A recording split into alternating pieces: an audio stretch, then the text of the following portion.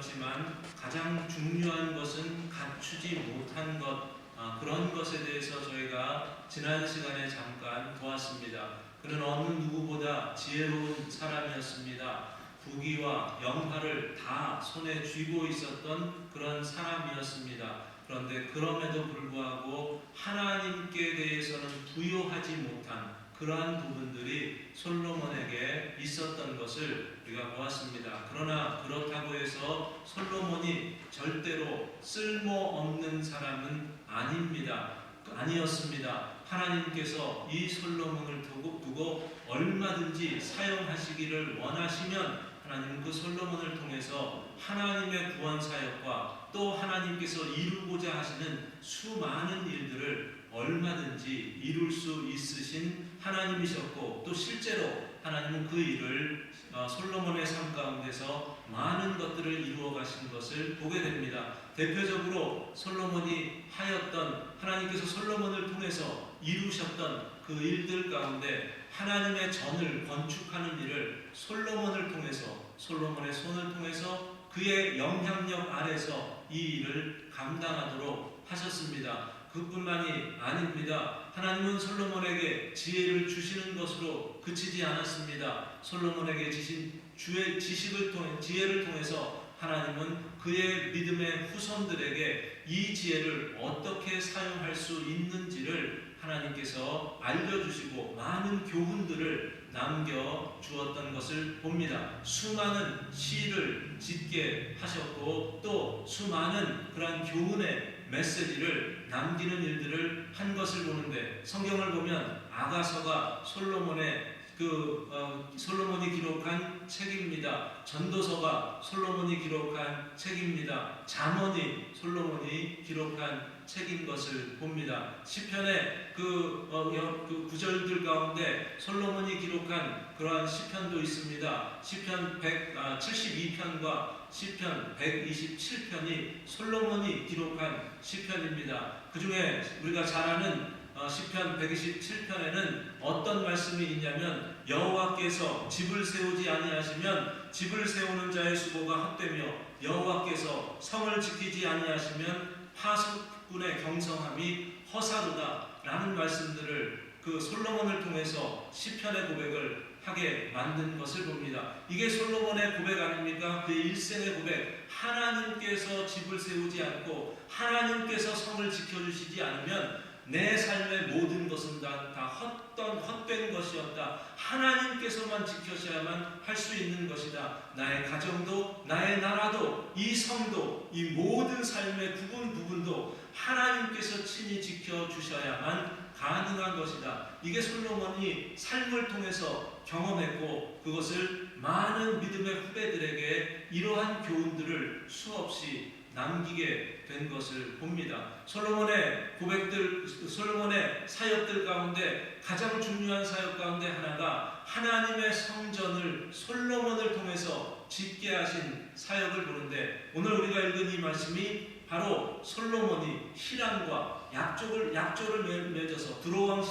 히람과 약조를 맺으면서 하나님의 전을 건축하는 과정에 대해서 기술하고 있는 것을 보게 되는데, 먼저 하나님께서 하나님의 선한 일을 위해서 솔로몬을 어떻게 사용하셨는지 우리가 살펴본다면, 먼저 볼 수 있는 것은 솔로몬은 자기의 아버지 다윗과 히람과 맺었던 그 관계를 기초로 해서 또 다른 새로운 관계를 더 굳건하게 세워가는 그러한 일을 했다라는 것을 보여주고 있습니다. 1절을 보시면 솔로몬이 기름 부음을 받고 그의 아버지를 이어 왕이 되었다 함을 두로왕 히람이 듣고 그의 신하들을 솔로몬에게 보냈으니 이는 히람이 평생에 다윗을 사랑하였습니다 라고 말합니다.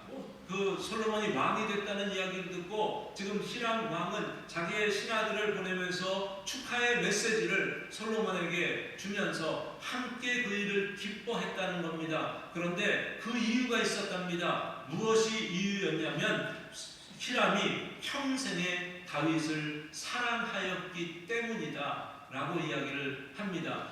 다윗과 히람의 관계가 이미 이전부터 좋은 관계가 있었고, 그리고 히람이라는 이 두로의 왕도 다윗에 대해서 어떤 좋은 비즈니스 딜 같은 것들을 맺어왔지만 그 이상의 개인적인 그러한 관계가 그들에게는 있었다는 것을 이야기를 하는 겁니다. 과거에 이런 관계가 있었습니다. 다윗과 히람이 이렇게 했답니다. 사무엘하 5장 10절 11절을 보면 만군의 하나님 여호와께서 함께 계시니 다윗이 점점 강성하여 가니라. 두로왕 히람이 다윗에게 사절들과 백향목과 목수와 석수를 보내매 그들이 다윗을 위하여 집을 지으니.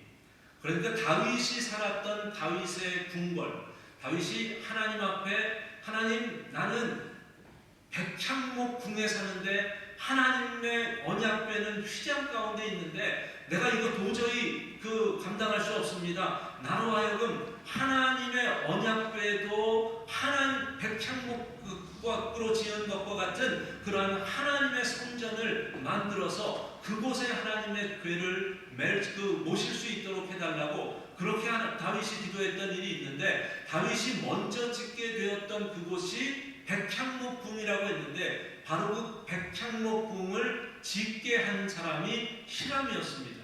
두로왕 히람을 통해서 그의 백성들을 통해서 그 궁을 짓게 했습니다. 그러니까 솔로몬이 어려서부터 아버지에게서 들은 이야기는, 이 궁은 이 히람의 사람들이 와서 지은 궁이야. 이거 봐, 잘 지었지? 라는 이야기들을 아마 들어왔을 겁니다. 아버지가 아니래도 신하들을 통해서, 자기 식구들을 통해서 이 궁이 어떻게 세워졌는지를 분명히 알았을 겁니다. 듣기만 한 것이 아니라 이 솔로몬은 이 궁에서 산 사람이 아닙니까? 그것을 경험했습니다. 몸소 체험을 했습니다. 히람이라는 사람과 그들의 백성들이 얼마나 견고하고 아름답게 건물을 지을 수 있는 사람들인가를 분명히 알았을 겁니다. 그래서 히람을 찾은 겁니다. 히람의 도움을 구하는 일을 하는 겁니다. 그런데 이 솔로몬이 히람과 관계를 맺는 것을 보면 좀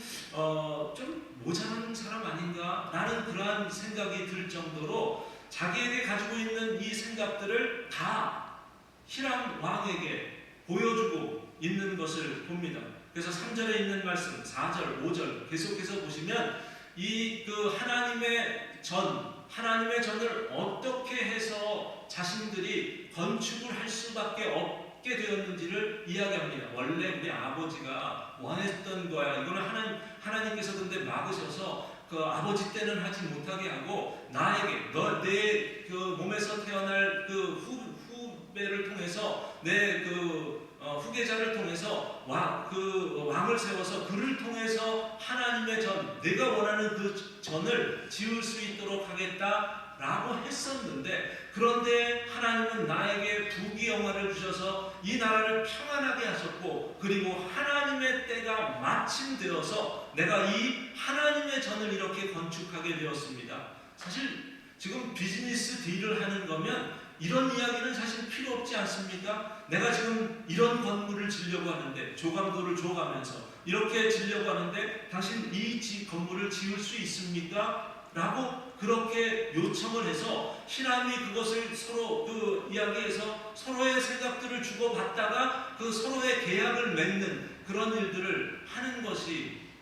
그냥 당연한 것 같은데, 솔로몬은 그 하나님의 전을 짓게 된 과정까지 아버지 때부터 당신도 알거니와 우리 아버지 다윗을 통해서 하나님께서 이런 말씀을 하셨는데, 그런데 나를 통해서 마침내 그 일을 이루게 되었다는 이 시시콜콜한 일들까지 다 히람에게 이야기를 하고 있는 것을 봅니다.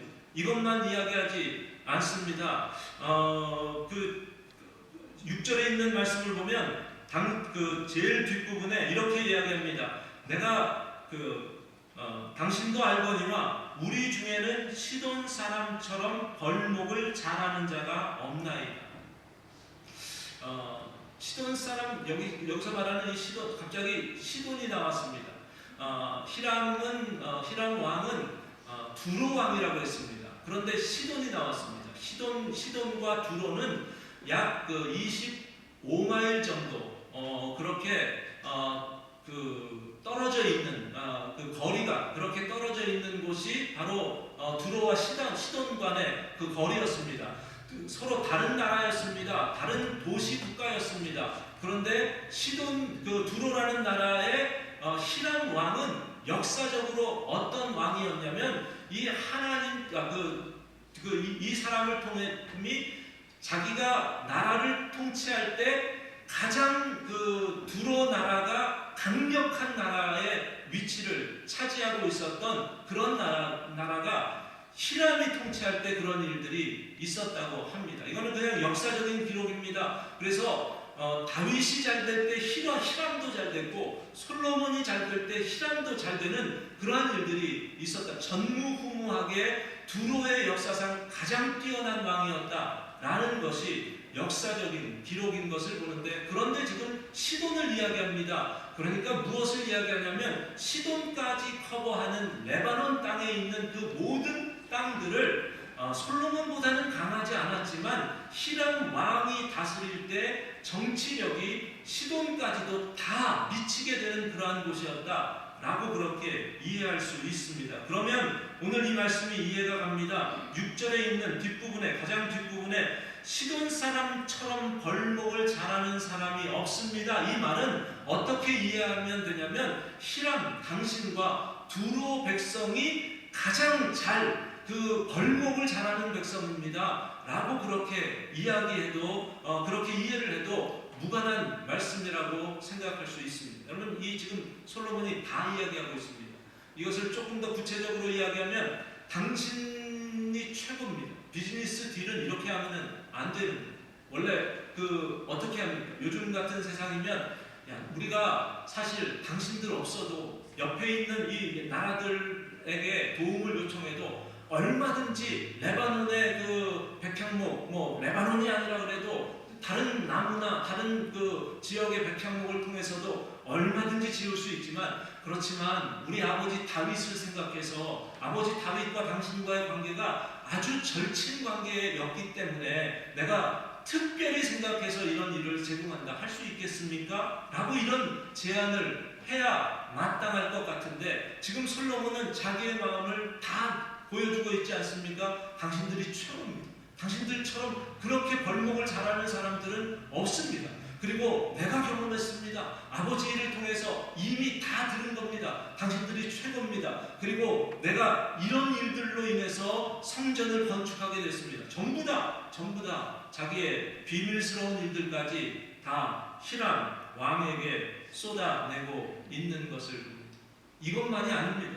오늘 말씀 5절에 있는 말씀을 보면 솔로몬이 이 히람에게 무슨 이야기까지 하냐면 6절에 있는 말씀을 다시 보면 당신은 명령을 내려 나를 위하여 레바논에서 백향목을 베어내게 하소서.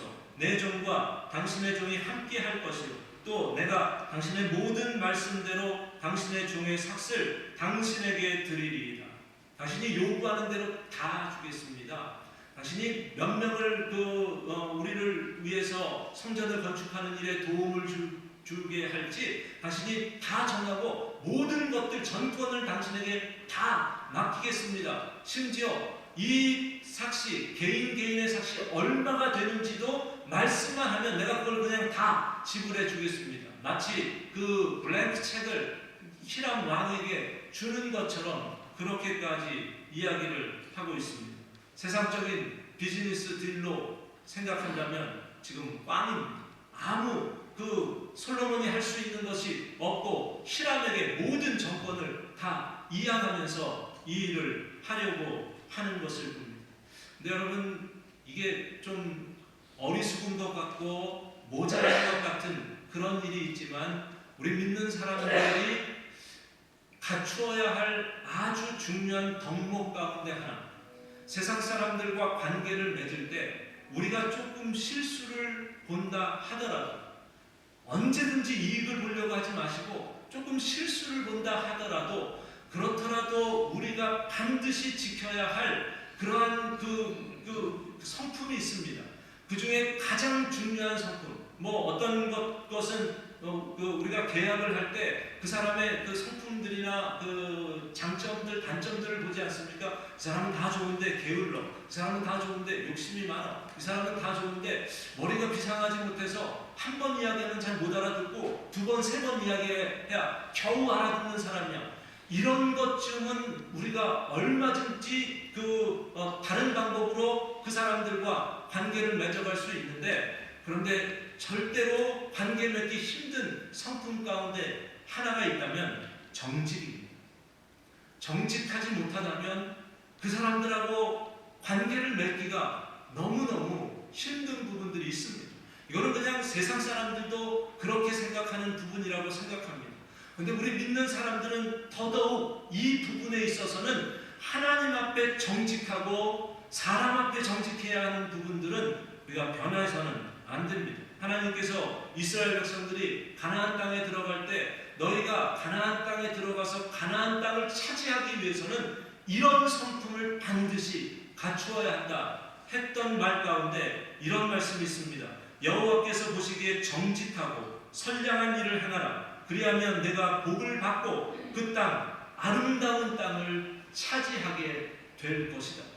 여러분, 솔로몬이 지금 그 히람 왕에게 너무나 정직하게 모든 것을 다 드러내고 있지 않습니까? 그에게 왜 이 건물을 짓게 되었는지, 그리고 이 건물을 짓게 되는데 당신 없이는 질 수 없는 그러한 요청사항들을 이야기하고 있고, 거기다가 더 나아가서 지금 가지고 있는 솔로몬이 지금 부자가 된 상황입니다. 아주 부유한 상황에 있는 이 상황 가운데서 솔로몬이 히람에게 요구하는 것, 당신이 나에게 요구하는 것 내가 다 들어주겠습니다. 내가 가지고 있는 이 부를 가지고 당신과 친구하겠습니다. 마치 예수님께서 누가복음에서 하셨던 말씀 가운데 너희의 그 불의의 제물로 친구를 삼으라고 하셨던 그러한 말씀처럼 지금 솔로몬은 이 제물을 가지고 히람과 친구를 삼으려고 하는 그러한 일을 하고 있는 것 같아 보입니다. 막대한 손해를 감수하더라도 사람의 마음을 얻으려고 하는 그 솔로몬의 모습을 우리는 살펴볼 수 있습니다. 요즘도 그런 이야기 합니다. 비즈니스 하는 사람들이 리더십을 이야기합니다. 이런 리더십을 가져야 한다라는 것들을 이야기할 때 많이 이야기하는 것 중에 하나가 사람의 마음을 얻어야 그 사람을 얻는다라는 이야기를 합니다. 마음을 얻어야 합니다. 그 사람의 마음을 얻으면 그 사람이 가지고 있는 모든 것들을 우리가 함께 얻을 수 있는 길이 있는 것을 기억해야 합니다. 마치 솔로몬은 이런 것 같습니다. 그 카드 게임을 해보셨습니까? 카드 게임을 하면 내가 받은 카드를 가지고 다른 사람이 그 카드를, 내가 어떤 카드를 갖고 있는지를 절대로 보여주지 않습니다. 그리고 게임을 하면서 저 사람에게 무슨 카드가 있는지 이 흐름을 통해서 이 사람이 무슨 카드를 가졌는지를 추측을 하고 알아내려고 하는 그런 일을 합니다. 왜냐하면 그래야 이 게임을 내가 이길 수 있기 때문에 그렇습니다. 솔로몬이 지금 카드 게임을 하는 걸로 이야기하면 자기가 가진 카드를 다 히람에게 보여준 것과 같습니다. 나는 지금 이런 상황입니다. 당신의 도움이 필요합니다. 라는 것들을 히람에게 이야기를 하고 있습니다. 히람이 그것을 이용해서 자기의 이득으로 삼을 것 같습니다. 그런데 놀라운 일이 일어나게 됩니다. 오늘 말씀을 보시면 이 말씀에서 8절 9절에 있는 말씀은 솔로몬과 히람이 구체적으로 당신은 이렇게 하고 나는 이렇게 하고 내가 이거 주면 당신은 나에게 이거 주시오 라는 그러한 계약을 맺는 체결하는 과정에 대해서 소개하고 있습니다. 그런데 솔로몬의 이야기를 들은 히람이 그것에 앞서서 먼저 솔로몬에게 반응했던 것이 있습니다. 그게 바로 7절의 반응입니다. 같이 한번 읽습니다. 히람이 솔로몬의 말을 듣고 크게 기뻐하여 이르되 오늘 여호와를 찬양할지로다. 그가 다윗에게 지혜로운 아들을 주사 그 많은 백성을 다스리게 하셨도다. 이 고백 하나만 보아도 솔로몬이 히람의 마음을 얻었다 라는 그러한 생각이 들지 않습니까? 히람이 누구를 찬양합니까? 하나님을 찬양하면서 다윗의 아들을 하나님께서 지혜를 주셔서 이 사람을 통해서 나라가 견고하게 세워지는 이 모습을 보며 그가 기뻐하는 모습이 이 안에 담겨져 있는 것을 봅니다.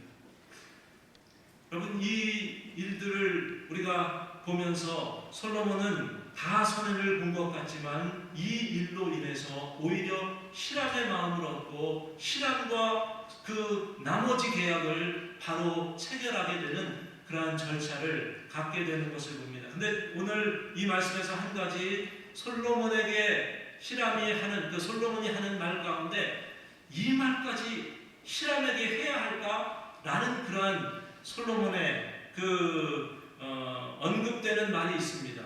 그 이야기를 우리가 그 3절과 4절과 5절에 있는 말씀에서 보면 솔로몬이 이런 말을 합니다. 당신도 알거니와 내 아버지 다윗이 사방의 전쟁으로 말미암아 그의 하나님 여호와의 이름을 위하여 성전을 건축하지 못하고, 지금 그 히람은 하나님을 알지, 이방의 왕입니다. 이방의 왕 앞에서 누구를 언급하고 있냐면 하나님을 언급하고 있습니다. 우리가 아버지가 믿었던 하나님, 이 하나님을 위해서 성전을 건축하려고 하였다라고 이야기합니다. 4절에 있는 말씀을 보면 이제 내 하나님 여호와께서 내게 사방에 태평을 주시며 원수도 없고 재앙도 없도다. 무엇을 이야기합니까? 자기에게도 과거에 내 아버지의 하나님을 언급하다가 이제 그 하나님은 내 하나님이 되셔서 내가 이 땅을 다스리는 동안 평탄하고 아무런 문제 없이 이 이스라엘 나라를 다스리는 때가 되었다라고 이야기해요. 하나님이 주셔서 이 나라가 태평한 나라가 되었다라는 이야기를 하고 있습니다. 5절에 있는 말씀을 보면 여호와께서 내 아버지에게 말씀하셨던 것, 그리고 뒷부분에서 내가 내 하나님 여호와의 이름을 위하여 성전을 건축하려 합니다 라고 이야기합니다. 이런 것 이야기해야 합니다. 뭐 이런 것까지 구체적으로 이야기를 합니까? 그냥 성전에 조감도를 줘서 이런 건물을 만들려고 합니다. 우리는 이런 신을 섬기는데 이 신을 위해서 우리가 이런 것을 하려고 합니다 라고 이야기해도 좋을 것 같은데, 솔로몬은 처음부터 끝까지 하나님이 우리 다윗 왕 아버지를 통해서 이런 이야기를 하셨고, 하나님께서 내 나라에 평탄함을 주셨고, 하나님께서 나에게 이 성전을 건축하게 하셨는데, 내가 이 성전을 건축하는 이유는 내 하나님의 이름을 위해서, 내 하나님의 이름의 영광을 위해서 내가 이것을 건축하려고 합니다. 저는 이런 생각을 갖습니다. 우리가 우리 옆에 있는 하나님을 알지 못하는 사람들에게 시시콜콜이 이야기를 할 때마다 하나님이 일하셨어, 하나님께서 이런 일들, 내가 기도했더니 하나님이 나에게 이런, 우리가 힘들고 어려웠는데 하나님이 우리 가정을 화목하게 하셔서, 이런 이야기를 하지 않아도 된다고 생각합니다. 특별히 우리를 잘 아는 사람, 어느 정도 관계가 있는 사람들에게 그냥 이런 일이 있었는데 기적적으로 이런 일이 있었어 라고 그렇게만 이야기해도 그 사람들은 분명히 나와 하나님을 스스로 연관시켜서 이해하는 일들이 얼마든지 있을 수 있기 때문에 그렇습니다. 어쩌면 우리가 매말 하는 그 한마디 한마디마다 하나님이 하셨어, 하나님이 하셨어, 이런 것들이 그들에게는 더 큰 거부감과 역효과를 만들어낼 수 있는 일들도 있을 수 있습니다. 여러분이 믿지 않는 자녀들이나 믿지 않는 형제들이나 믿지 않는 사람들에게 매 순간순간마다 너 하나님을 안 믿어서 그래, 너 하나님을 믿어야 돼, 이런 이야기를 하지 않아도 됩니다. 하나님께서 우리의 삶을 통해서 얼마든지 역사하시려면 역사하실 수 있기 때문에 그렇습니다. 그런데 하나님께서 오늘 이 말씀 가운데 솔로몬이 히람에게 이야기하는 이 이야기 가운데 매번 이야기할 때마다 여호와 하나님께서 우리 아버지 다윗을 통해서, 여호와 하나님께서 나를 통해서, 여호와 하나님, 이 하나님을 영광을 위해서, 하나님의 이름을 위해서 내가 하나님의 전을 건축하지 않을 수 없다라고 이야기하는 것은 하나님께서 때를 그에게 주셨다고 생각합니다.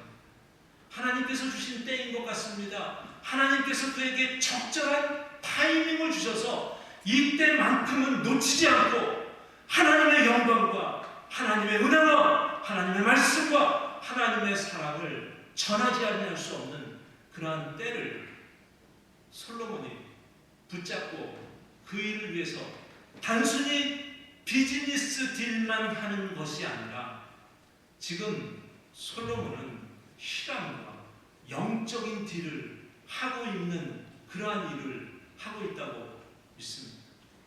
이 일을 하니까 히람이 고백한 고백, 저희가 조금 전에도 다시 한번 읽었던 그 고백이 나오지 않습니까? 히람의 입술을 통해서도 뭐라고 합니까? 솔로몬의 말을 듣고 크게 기뻐하여 오늘 여호와를 찬양하자.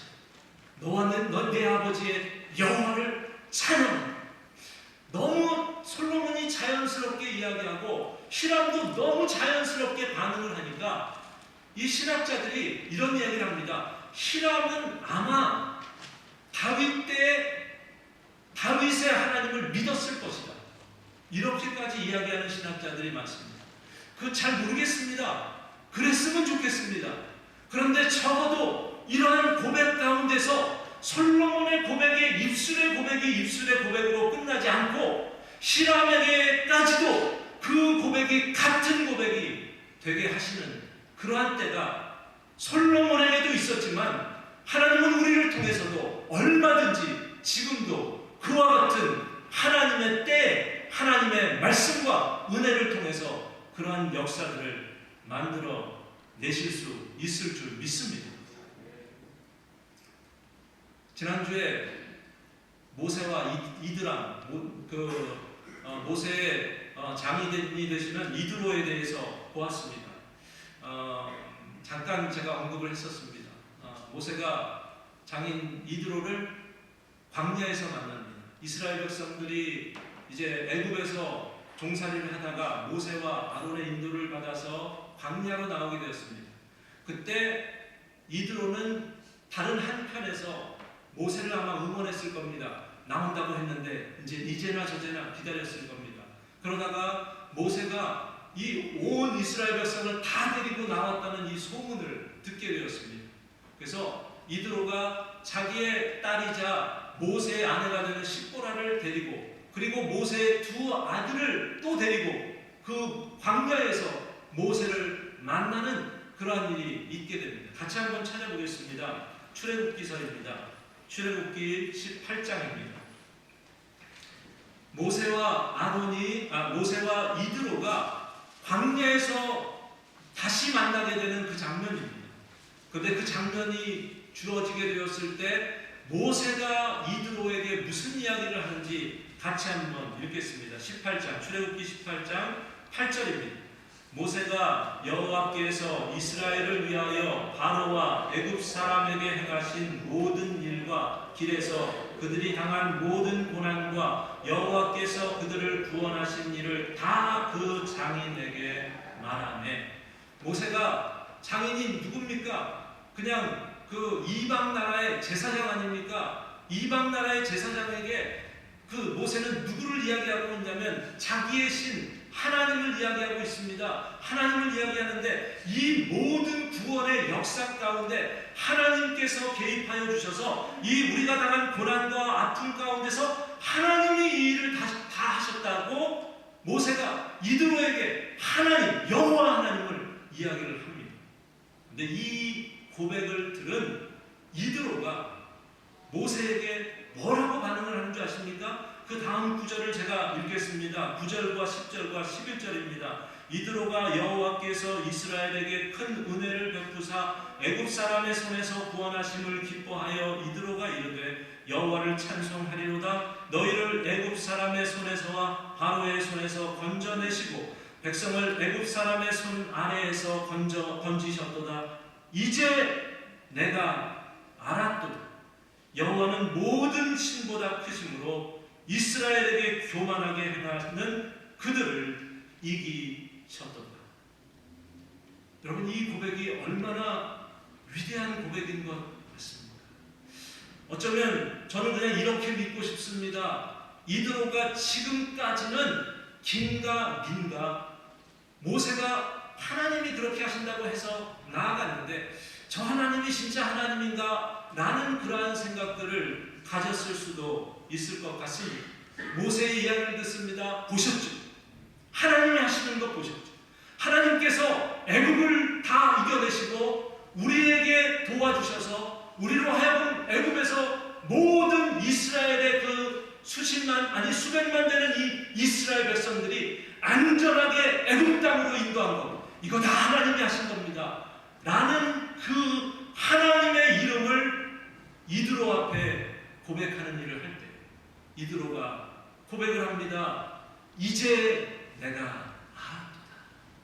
여호와는 모든 신보다 가장 큰 신인 것을 내가, 지금 이방의 제사장입니다. 지금 미디안의 제사장으로 오랫동안 있었던 이 사람이 무엇을 이야기하고 있습니까? 내가 믿는 신이 최고의 신이다. 내가 믿는 신이야말로 전무후무한 그러한 신이다. 내가 잘못 믿었다 라고 했을 것 같습니다. 저는 그냥 여기서 이드로가 하나님을 믿지 않았겠는가 하는 그런 생각들을 갖습니다. 천국 가봐야 알겠죠. 여러분, 해야 할 때가 있습니다. 항상 하라는 말 아닙니다. 하나님의 이름을 이야기하지 않아도 우리의 삶 가운데서 세상 사람들은 항상 우리와 하나님을 연관시킬 수밖에 없습니다. 우리의 자녀들도 마찬가지입니다. 오히려 그게 더 반작용으로 작용될 수도 있습니다. 물론 사람에 따라서는 다릅니다. 그런데 하나님께서 우리에게 때를 주실 때가 있습니다.